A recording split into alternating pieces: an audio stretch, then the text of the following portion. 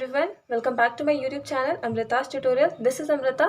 जैसा कि आप जानते हैं कि पिछले चैप्टर में हम लोग चैप्टर नंबर 8 जिसका नाम है इंट्रोडक्शन टू ट्रिग्नोमेट्रिक वो हम लोग पढ़ चुके हैं। उसके अंदर मैंने आपको कुछ ट्रिग्नोमेट्रिक रेशियोज पढ़ाए थे। आज के इस वीडियो में हम लोग चैप्टर नंबर 9 जो कि है हम लोग का सम एप्लीकेशन ऑफ ट्रिग्नोमेट्री, मतलब कुछ ऐसे क्वेश्चन जहाँ पर ट्रिग्नोमेट्री का एप्लीकेशन होगा, उसका यूज़ होगा। जैसे कि रियल लाइफ में हम लोग ट्रिग्नोमेट्री को कैसे यूज़ कर सकते हैं, हम लोग ये सब पढ़ेंगे। इसको हम लोग हाइट एंड डिस्टेंस भी बोलते हैं। इस वीडियो में हम लोग हाइट एंड डिस्टेंस का पूरा कॉन्सेप्ट सीखेंगे कि हाइट एंड डिस्टेंस क्या होता है, इसके क्वेश्चंस को कैसे सॉल्व करते हैं। ठीक है। और एक चीज़ हमेशा याद रखना है कि कॉन्सेप्ट इज़ पावर। कॉन्सेप्ट अगर सीख लिए तो आप कोई भी क्वेश्चन को एकदम ईजिली सॉल्व कर सकते हो, इसलिए कॉन्सेप्ट सीखने पे हम लोग ज़्यादा फोकस करेंगे। चलिए स्टार्ट करते हैं। लेट्स सपोज एक टावर है। ठीक है, ये हम लोग का एक टावर है। यहाँ से एक आदमी इसको ऑब्जर्व कर रहा है। ठीक है, इसको हम लोग बोलेंगे ऑब्जर्वर। ये आदमी यहाँ से इस टावर के एकदम टॉप पे देखता है। ठीक है, ये यहाँ से एकदम टॉप पे इस टावर को देखता है। तो ऑब्जर्वर के आई से जो लाइन बन रहा है, ठीक है, ऑब्जर्वर का आई यहाँ है, इससे इसके आई से जो लाइन बन रहा है उसको हम लोग बोलते हैं लाइन ऑफ साइट।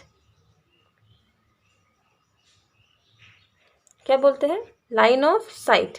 और ऑब्जर्वर के आई के जस्ट सामने जो लाइन बनेगा उसको हम लोग बोलते हैं हॉरिजेंटल।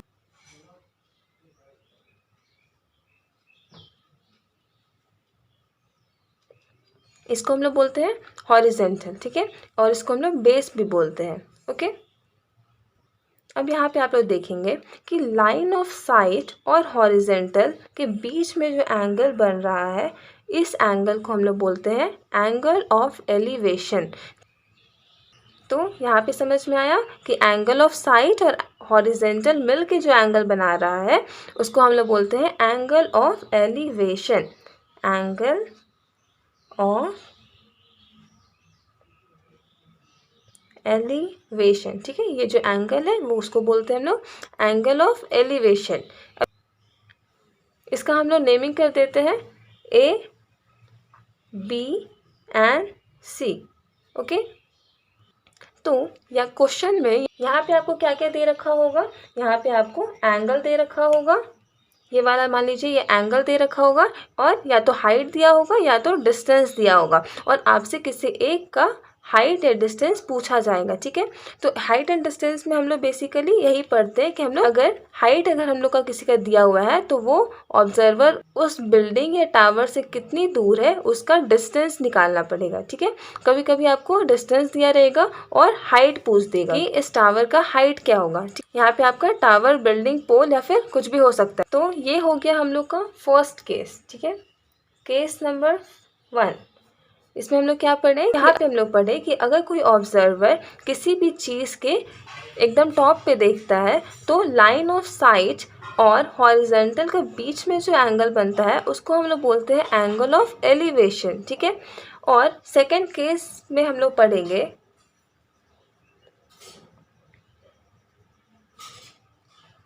अगर नीचे किसी चीज़ को देख रहा हो तो आई से उस चीज़ का जो लाइन होगा उसको हम बोलते हैं लाइन ऑफ साइट। जैसे मान लीजिए ऑब्जर्वर यहाँ पे है। ठीक है, ऑब्जर्वर यहाँ पे खड़ा है, एंड मान लीजिए ऑब्जर्वर किसी बिल्डिंग पे खड़ा है। ठीक है, मान लीजिए बिल्डिंग या फिर किसी छत पे खड़ा है और वो वहाँ से नीचे देखता है। ठीक है, नीचे मान लीजिए किसी एक डॉग को देख रहा है। यहाँ पे एक डॉग है, उसको वो देख रहा है। उसके आई से जो डॉग तक का जो लाइन होगा उसको हम लोग बोलते हैं लाइन ऑफ साइट। ठीक है, और ऑब्जर्वर के आई से जस्ट सामने वाला साइड को भी क्या बताए थे? हम लोग बोलते हैं हॉरिजेंटल। ठीक है, इसको भी हम लोग यहाँ से मिला लेते हैं। अब यहाँ पे देखिए हॉरिजेंटल और लाइन ऑफ साइट को मिला के भी तो एक एंगल बन रहा है, लेकिन इस बार एंगल हम लोग का नीचे को जा रहा है। ठीक है, तो इस केस में इस एंगल को हम लोग बोलते हैं एंगल ऑफ डिप्रेशन। क्या बोलते हैं? Angle of depression.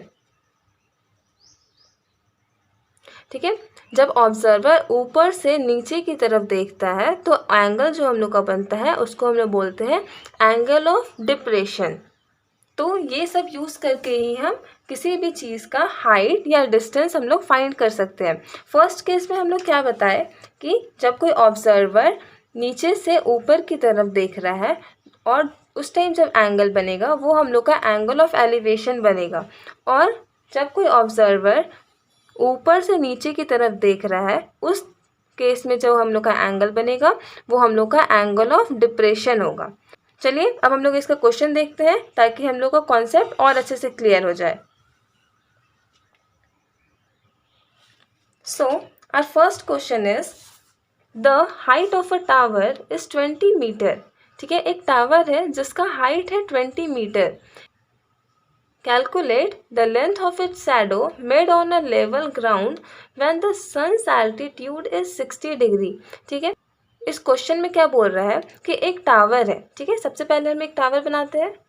ये टावर है जिसका हाइट है 20 मीटर। ठीक है, calculate the length of its shadow made on a level ground. ठीक है, अब यहाँ पे जैसे देखिए, मान लीजिए यहाँ पे एक सन है, यहाँ पे सन है। अब इसका जो लाइट आ रहा है वो टावर पे पड़ रहा है, और जब टावर पे पड़ेगा तो इसका एक शैडो बनेगा। तो उसी शैडो का आपको लेंथ पूछ रहा है कि वो शैडो का लेंथ कितना होगा। तो शैडो हम लोग का, जैसे टावर ये है तो शैडो हम लोग का इस तरीके से बनेगा। ठीक है, ये टावर तो इसका शैडो इधर बनेगा, तो यहाँ से ऐसे टावर इसका शैडो बन जाएगा। यहाँ से सन का रेज आ रहा है, इससे शैडो हम लोग का बन रहा है, तो ये वाला भी हम लोग ऐसे ज्वाइन है। ओके, ये हम लोग का एक राइट एंगल ट्रायंगल बन गया। अब देखिए यहाँ पे बोल रहा है when the sun's altitude is 60 degree. हम लोग को इस शैडो का लेंथ बताना है जब सन का एल्टीट्यूड हम लोग का 60 डिग्री है। ठीक है, सन का जो एल्टीट्यूड है ये हम लोग का 60 डिग्री है। ठीक है, तो ये जो शैडो बन रहा है, शैडो तो हम लोग का यही बन रहा है, तो इसका लेंथ कितना होगा। ठीक है, ये आपको फाइंड करना है। तो इसको हम लोग क्या करते हैं, सपोज कर लेते हैं कि ये जो लेंथ है हम लोग का x है। इसको नेमिंग करते हैं A, B एंड C। अब यहाँ पे देखिए ये AC जो है हम लोग का लॉन्गेस्ट साइड है, तो लॉन्गेस्ट साइड हम लोग का क्या होता है, हाइपोटेनियस। एंड ये AB जो है हम लोग का परपेंडिकुलर है, और BC हम लोग का बेस का काम कर रहा है। ये हो जाएगा P, ये है हम लोग का H, और ये है हम लोग का बेस। ओके, अब क्वेश्चन सॉल्व करने के लिए हम लोग को किस किस चीज़ से मतलब होना चाहिए। यहाँ पे हम लोग को P दिया हुआ है, हम लोग को निकालना है बेस, तो हम लोग को P और B मतलब परपेंडिकुलर और बेस से ही बस मतलब होना चाहिए। हाइपोटेनियस का तो यहाँ पे कोई काम नहीं है। तो हम लोग एक ऐसा फंक्शन देखेंगे जिसमें परपेंडिकुलर भी आए और बेस भी आए। तो ट्रिग्नोमेट्रिक रेशियोज हम लोग को पता है क्या क्या होता है, साइन, कॉस, टैन, कोसेक, सेक और कॉट। तो उस फंक्शन में हम लोग देखेंगे जिसमें P और B दोनों आता है। तो P और B किस में आता है, टैन थीटा में आता है। टैन थीटा का फॉर्मूला क्या होता है, P/B। ओके, होता है टैन थीटा का फॉर्मूला P/B। और एक में आता है किसमें, कॉट में, कॉट में भी आता है cot theta is equals to B/P। तो या तो आप ये फंक्शन यूज़ करके सॉल्व करो या तो आप ये फंक्शन यूज़ करके सॉल्व करो, दोनों का आंसर आपका सेम आएगा और दोनों ही प्रोसेस आपका करेक्ट होगा। चलिए हम लोग टैन थीटा को लेके सॉल्व करते हैं। यहाँ पे देखिए टैन थीटा वाला लेते हैं, tan theta is equals to P/B। यहाँ पे P/B क्यों लिए समझ में आया, क्योंकि यहाँ पे हम लोग को परपेंडिकुलर दिया हुआ है और बेस फाइंड करना है और एंगल दिया हुआ है। तो यहाँ पे लिखेंगे टैन थीटा, एंगल कितना दिया हुआ है हम लोग को 60 डिग्री, यहाँ पे हम लोग 60 डिग्री ले लेते हैं, और परपेंडिकुलर कितना दिया हुआ है 20 मीटर बाई बेस, हम लोग लेट किए हैं बेस को x। ठीक है, तो यहाँ से हम लोग को वैल्यू पता होना चाहिए। टैन 60 का वैल्यू कितना होता है, √3 is equals to 20 by x। अब यहाँ से x हम लोग इधर भेज देते हैं, क्या हो जाएगा, x इज इक्वल्स टू 20 और √3 नीचे आ जाएगा बाई √3। हम लोग को x का वैल्यू मिल गया, दैट मीन्स हम लोग को बेस मिल गया। अब हम लोग यहाँ पे क्या करेंगे, देखिए √3 हम लोग का नीचे नहीं रहता है, तो इसको हम लोग रेशनलाइज करके एक बार सॉल्व करते हैं। 20/√3 इंटू √3 बाई √3 रेशनलाइज करेंगे तो क्या होगा, 20√3/3। नाउ हम लोग को x का वैल्यू मिल गया 20√3। यहाँ पे हम लोग √3 को रेशनलाइज क्यों किए, क्योंकि हम लोग का रूट नीचे में नहीं होना चाहिए, ठीक है। तो रूट को कैंसिल आउट करने के लिए हम लोग रेशनलाइज किए, रेशनलाइज करने के लिए हम लोग √3 से मल्टीप्लाई किए और √3 से ही डिवाइड करते हैं, okay.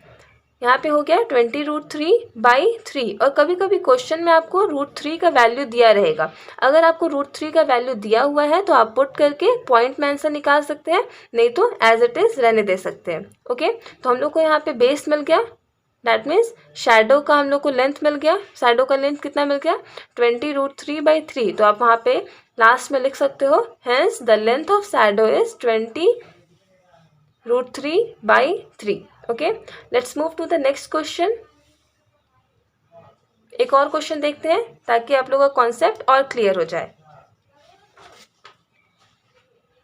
The angle of elevation of the top of an unfinished tower at a point distant 100 meter from its base is 45 degree. How much higher must the tower be raised so that its angle of elevation at the same point may be 60 degree? यहाँ पे एक बोल रहा है, एक unfinished tower है, ठीक है। यहाँ पे ध्यान दीजिएगा, अनफिनिश्ड टावर मतलब एक टावर है जो अभी बन ही रहा है, अभी कंप्लीट नहीं हुआ है, बस बन रहा है। यहाँ पे देखिए क्या लिखता है,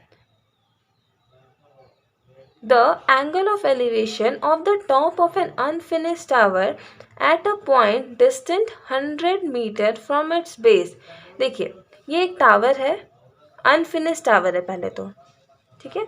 ये जो यहाँ से एक हम लोग का मान लीजिए ऐसे एक टावर है, अभी कंप्लीट नहीं हुआ है, अभी बन रहा है, ये अनफिनिश्ड टावर हो गया।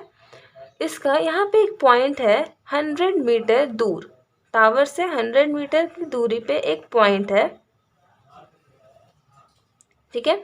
इस पॉइंट से जब अनफिनिश्ड टावर का टॉप पे देखा जा रहा है तो हम लोग का एंगल है 45 डिग्री, ठीक है। यहाँ पे देखिए, at a point distant 100 metre, इस टावर के बेस से 100 मीटर दूर पे एक पॉइंट है। इस पॉइंट से अगर अनफिनिश्ड टावर के एकदम टॉप पे देख रहे हैं तो हम लोग का एंगल बन रहा है 45 डिग्री, ठीक है। अब आगे का क्वेश्चन पूछ रहा है कि how much higher must the tower be raised so that its angle of elevation at the same point may be 60 degree. यहाँ पे बोल रहा है कि सेम पॉइंट से अगर एंगल ऑफ एलिवेशन हम लोग का 60 डिग्री है, ये टावर और कितना ऊंचा बन सकता है, ठीक है। तो ये अभी तो अनफिनिश्ड है, तो इसको कंप्लीट करने के लिए मतलब ये कितना ऊपर अभी और बनेगा, ठीक है, जब यहाँ पे एंगल हम लोग का 60 डिग्री है, ये जो एंगल बन रहा है वो 60 डिग्री है, तो हम लोग का ये और कितना ऊपर जा सकता है, ठीक है। तो दैट मीन्स आपको ये वाला हाइट निकालना है, ये वाला, ये अभी और कितना बनेगा वो वाला हाइट आपको चाहिए, ठीक है। क्वेश्चन क्लियर है। अब इसको सॉल्व कैसे करना है हम लोग ये देखते हैं। सबसे पहले तो हम लोग नेमिंग करेंगे, ये A B C and D. यहाँ पे देखिए हम लोग का बेस दिया हुआ है 100 मीटर। हम लोग यहाँ से जब बेस दिया हुआ है तो हम लोग ए बी का वो हाइट निकाल सकते हैं, अनफिनिश्ड टावर का हाइट। सबसे पहले हम लोग ट्रायंगल ए बी सी में लेते हैं, ठीक है। यहाँ पे लिखते हैं इन ट्रायंगल ए बी सी, ठीक है। यहाँ पे जब बेस दिया हुआ है, परपेंडिकुलर नहीं दिया हुआ है, तो हम लोग परपेंडिकुलर और बेस वाला एक फंक्शन देखते हैं। कौन सा फंक्शन में परपेंडिकुलर और बेस आता है, tan के फंक्शन में। tan theta is equals to P by B होता है। यहाँ से tan थीटा की जगह पे है, क्योंकि हम लोग ये ट्रायंगल ले रहे हैं तो थीटा है हम लोग का 45 degree. tan 45 degree is equals to P by B. P that means A B and B that means B C. और बी सी का वैल्यू है हम लोग का 100, यहाँ पे हम लोग 100 रख देते हैं। अब tan 45 हम लोग का क्या होता है 1 is equals to A B by 100। तो यहाँ से हम लोग को ए बी का वैल्यू मिल गया, A B is equals to हम लोग को 100 मिल गया, 100 मीटर था। ये जो ए बी है उसका हाइट तो हम लोग को मिल गया 100। ओके, अब हम लोग को क्या करना है, ए डी का हाइट फाइंड करना है। तो हम लोग लेंगे ये बड़े वाले ट्रायंगल में बी सी डी, बड़ा वाला ट्रायंगल ले लेते हैं। यहाँ पे लिखते हैं in triangle B C D. जब बी सी डी ले रहे हैं तो उसके लिए हम लोग का परपेंडिकुलर कौन सा हो जाएगा बी डी। ये बड़े वाले ट्रायंगल के लिए परपेंडिकुलर हम लोग का बी डी होगा और बेस तो हम लोग का बी सी ही रहेगा। तो यहाँ पे भी हम लोग परपेंडिकुलर और बेस के रिलेशन वाला फंक्शन ही लेंगे, क्योंकि हाइपोटेनियस का तो अभी कोई काम नहीं है। तो यहाँ पे भी हम लोग tan थीटा लगाते हैं। tan theta is equals to P by B होता है। tan थीटा, tan यहाँ पे थीटा की जगह पे क्या है, ये बड़ा वाला ट्रायंगल ले रहे हैं और थीटा हम लोग का ये 60 डिग्री होगा, क्योंकि बड़े वाले ट्रायंगल के लिए एंगल तो यही वाला है। यहाँ से हो जाएगा 60 degree is equals to P by B. अब p हम लोग का कौन सा है, p दैट मीन्स पूरा कंप्लीट टावर का हाइट।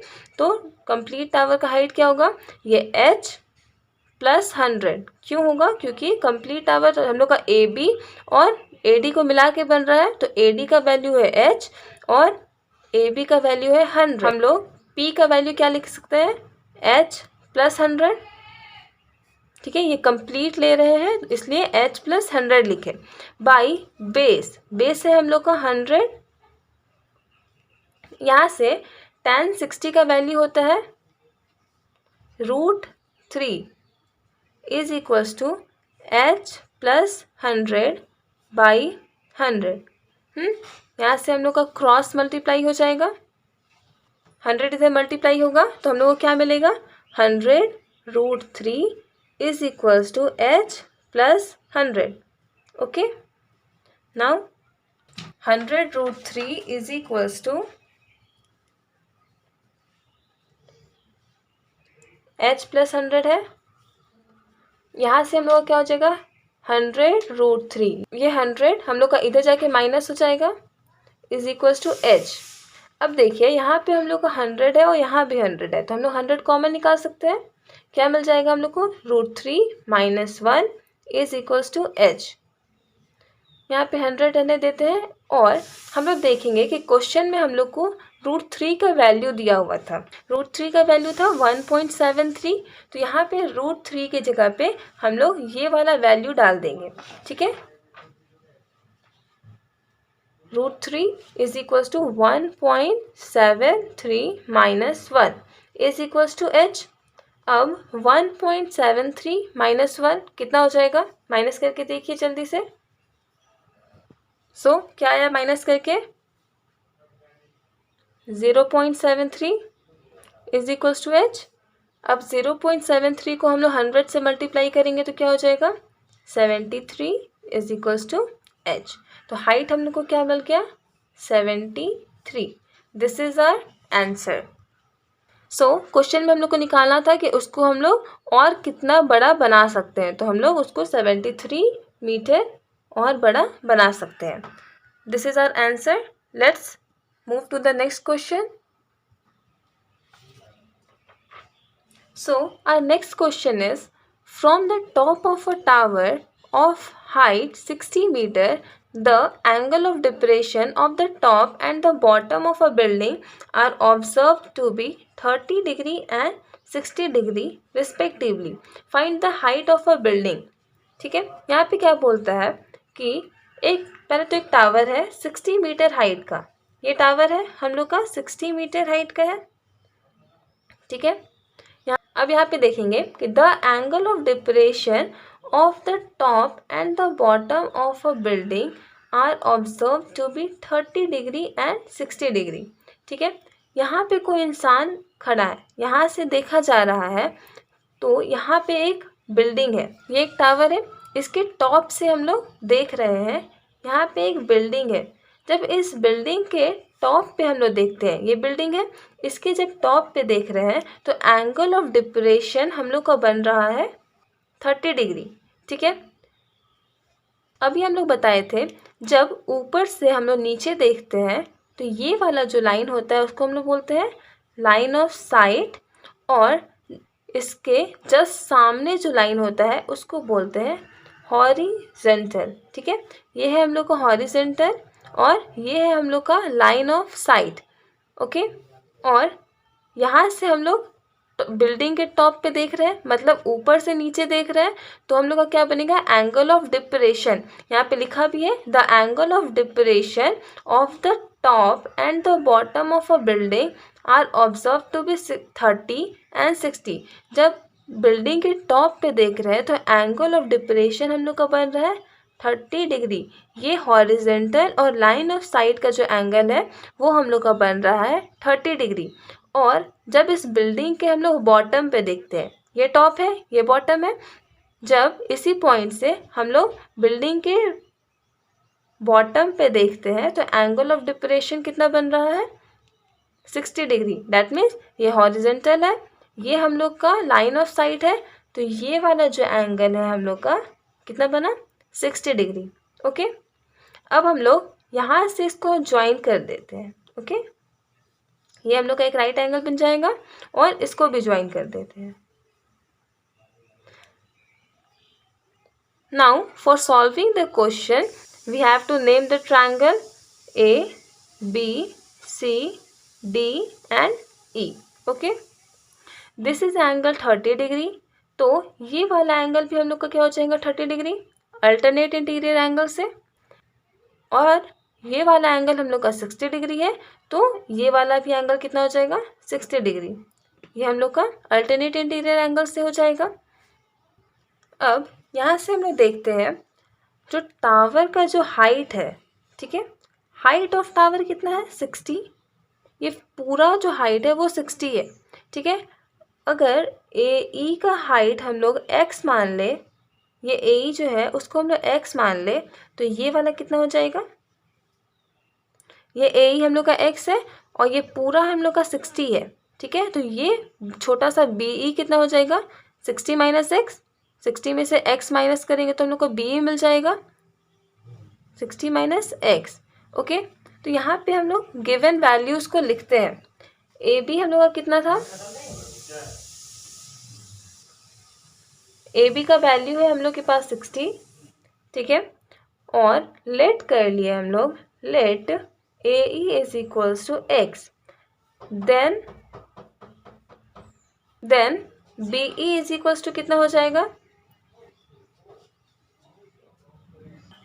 अब यहाँ से अगर बी ई का वैल्यू हम लोग लिखना चाहें तो क्या लिख सकते हैं, B E is equals to A B minus A E. अगर ए बी में से ए ई को हम लोग माइनस कर दें तो हम लोग को बी ई का वैल्यू मिल जाएगा। यहाँ पे लिखते हैं A B minus A E, A B हम लोग का कितना है, that is height of the tower, ये हम लोग का 60 माइनस ए ई हम लोग का कितना है एक्स अभी हम लोग लेट किए थे, तो यहाँ से हम लोग को बी का वैल्यू मिल गया 60 माइनस एक्स। नाउ हम लोग देखते हैं कि हम लोग को फाइंड क्या करना है। सबसे पहले यही देखते हैं कि फाइंड क्या करना है। यहाँ पे बोल रहा है कि find the height of a building, ये बिल्डिंग का कितना हाइट होगा। ठीक है, इस बिल्डिंग का हाइट निकालो, तो यहाँ पे है डी सी, तो इसके लिए सबसे पहले हम लोग ये वाला ट्रायंगल लेंगे ए डी ई, ये वाला ट्रायंगल लेके हम लोग क्या करेंगे, सबसे पहले डी ई निकाल लेंगे। ठीक है, डी निकल जाएगा तो जो डी का वैल्यू ये होगा वही तो हम लोग का ये भी होगा बी सी। चलिए पहले हम लोग डी निकालते हैं। इस वाले ट्रायंगल में ए डी ई में हम लोग को किससे किससे मतलब है, बस ए ई से और डी से।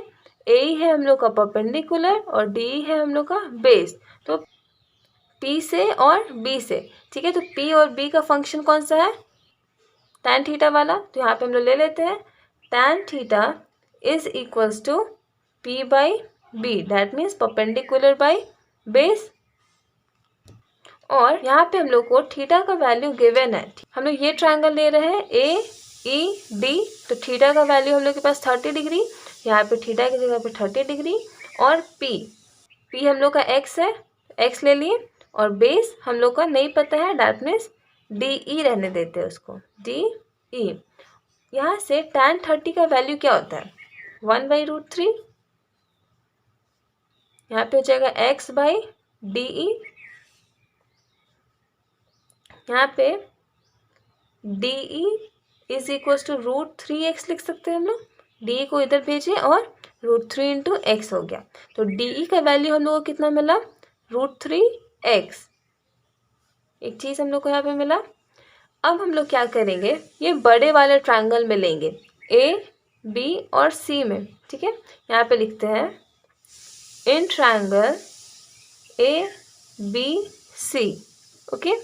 तो ABC के लिए परपेंडिकुलर कौन सा हो जाएगा, ये AB, एंड बेस हो जाएगा BC, ठीक है।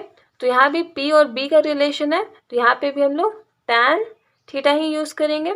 P by B that means AB by BC।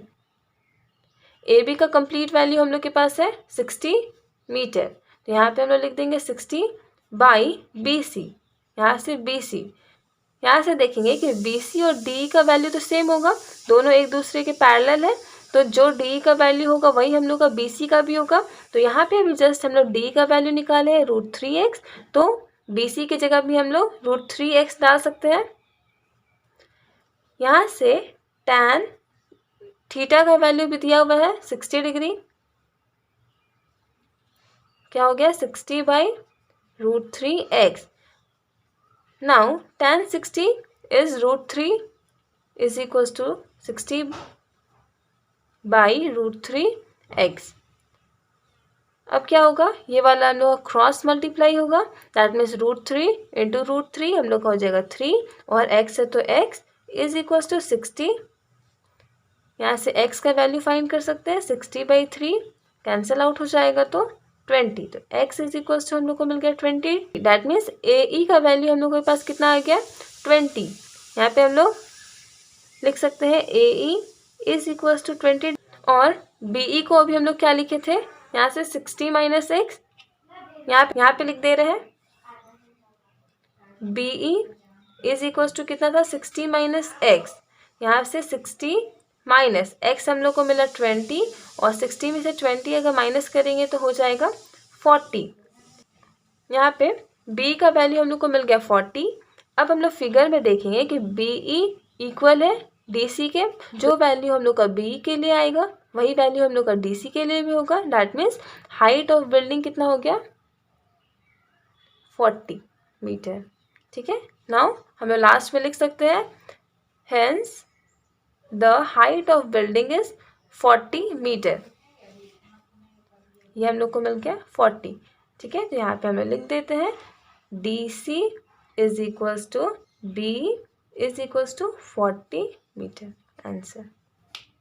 I hope आपको ये क्वेश्चन समझ में आया होगा। If you have any doubt you may ask me in the comment section. So that's all for today's class. Next class में हम लोग NCERT के क्वेश्चन सॉल्व करेंगे। और अगर आपको ये वीडियो पसंद आए तो वीडियो को लाइक, शेयर और सब्सक्राइब ज़रूर कर दीजिएगा। Thank you, all the best.